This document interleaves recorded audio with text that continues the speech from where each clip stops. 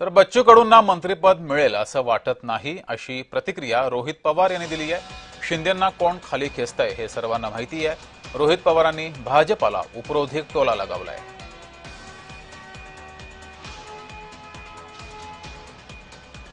जनतेनं पाळलं म्हणून नेत्याने स्वीकारलं आणि आयऱ्या गैऱ्या नेत्याने नाही स्वीकारलं। एकनाथ शिंदे पुन्हा मुख्यमंत्री करेपर्यंत स्वस्त बसणार नाही।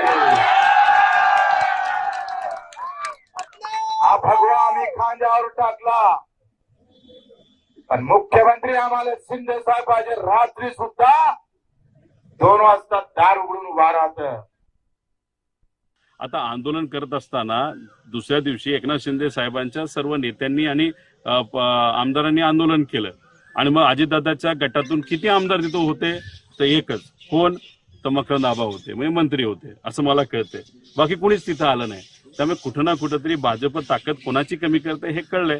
त्यामुळे बच्चू कडूंनी तिथं भूमिका मांडली असली तर मला असं वाटतं की त्यांना मंत्रीपद आता काय मिळेल असं मला तरी त्या ठिकाणी वाटत नाही।